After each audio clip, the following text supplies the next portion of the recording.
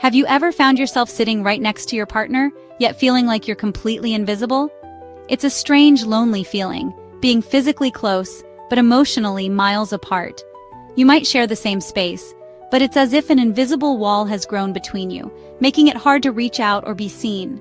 You're together, but it's like you're living in separate worlds, orbiting around each other without ever truly connecting. The distance isn't measured in feet or inches, but in the silence and the things left unsaid. Sometimes the silence between you is louder than any argument could ever be. It fills the room, making every moment feel heavy and tense, even when no words are spoken. You might share a home, maybe even a family, but it can feel like you're just roommates, not partners. The connection that once brought you together now feels faded, replaced by routine and distance. Picture this. It's late at night, you're both on the couch, scrolling through your phones. The glow of the screens lights up your faces, but there's no real conversation, no laughter, no warmth. It's as if you're both searching for something, maybe distraction, maybe connection, but not finding it in each other. The connection you once had seems lost in the constant noise and busyness of daily life. Work, chores, and endless to-do lists take over, leaving little room for intimacy or real conversation. You start to wonder, do they even see me anymore? Do they notice when I'm hurting or when I need them? The longing for acknowledgement and understanding grows stronger with each passing day. This isn't about a lack of love. It's about feeling unheard, unappreciated, and overlooked for so long that you begin to question your own worth. Eventually, you might stop reaching out, stop trying, and retreat into yourself. But it doesn't have to stay this way. It's time to face the silence, to acknowledge the distance, and to decide that you want more for your marriage, for your family, and most importantly, for yourself. Taking the first step toward reconnection can feel scary, but it's also the beginning of hope. Do you remember when love felt effortless, like it was the most natural thing in the world? When every glance, every touch, every shared laugh seemed to come so easily, as if you and your partner were perfectly in sync? Back then, you could talk for hours about anything and everything. You'd lose track of time, wrapped up in conversation, sharing dreams and secrets, and laughing at inside jokes that only the two of you understood. You felt truly seen, truly heard, and completely accepted for who you were. You were a team, facing the world together, excited for what the future would bring. There was a sense of certainty that your love could conquer anything, no matter what challenges came your way. But as time passed, life got busier. Jobs demanded more of your energy, bills piled up, kids needed your attention, and the daily grind started to take its toll. Stress crept in, and suddenly, there was less time for each other. The long, meaningful talks faded away, replaced by quick exchanges about chores or schedules. Exhaustion became a constant companion, and it felt like you were just passing each other by. The connection that once felt so easy now takes real effort. Sometimes you're both just too tired to try, and the distance between you grows without either of you meaning for it to happen. But here's the good news. Those memories of laughter, closeness, and joy aren't lost. They're still there, waiting to be rediscovered. Those moments are proof of what's possible between you. They remind you of the love you built together, and the happiness you once shared. The love is still there, even if it feels buried under the debris of daily life. Sometimes all it takes is a small gesture, a smile, a touch, a shared memory, to begin clearing that away. Remembering isn't about living in the past. It's about finding the motivation to reconnect, to bring those feelings back into the present, and to remind yourselves why you chose each other in the first place. You built a strong foundation once, brick by brick, moment by moment. That foundation is still there, waiting for you to build on it again. With a little intention and care, you can rediscover that easy love. You can do it again, together. Love doesn't vanish overnight. It gets buried under small misunderstandings.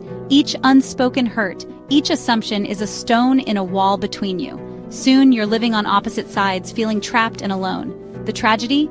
You're both adding stones, often without realizing it. The wall grows with every unresolved argument and every silent night. But this isn't normal. It's a relationship starving for connection. The love is still there, just hidden behind the wall. You both built it, and you both have to start taking it down, one stone at a time. The problem isn't that you argue. It's how you argue. Fights aren't about dishes or chores. They're about feeling unappreciated, unheard, or attacked. You assign negative intentions to your partner's actions. He's lazy, she's nagging, and react as if it's true. Every little mistake becomes proof of your story. You stop seeing your partner as a person with struggles and start seeing them as the villain. But what if you challenged that story?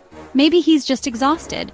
Maybe she's overwhelmed. The way you fight can either build a bridge or another wall.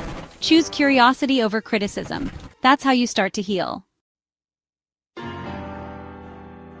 You can't change your partner, only yourself. The turning point comes when you stop trying to fix them and start working on your own reactions and mindset.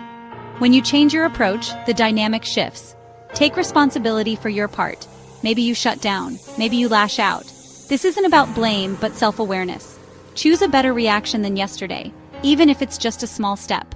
Instead of defending or blaming, get curious about your own feelings and triggers. Real change always starts with you. How do you start taking down the wall that's grown between you and the person you love?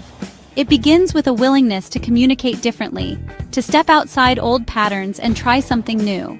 Sometimes the hardest part is simply deciding to reach out, even when it feels vulnerable or scary. Listen to understand, not to defend. When your partner speaks, try to hear the feelings behind their words, not just the words themselves. Let go of the urge to interrupt or correct. Instead, offer your full attention, showing them that their experience matters to you. Speak from your own feelings. Use I statements, not accusations.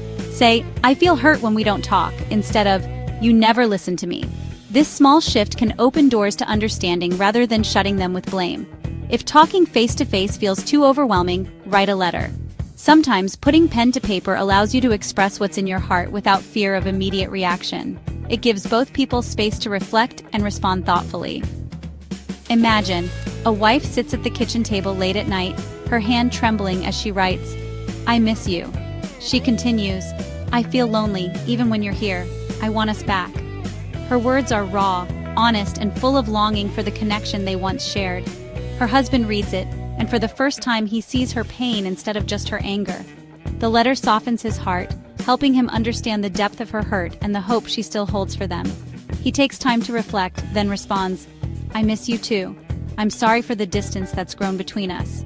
He adds, I want to fix this.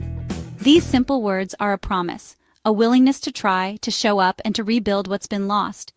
This is what healing looks like.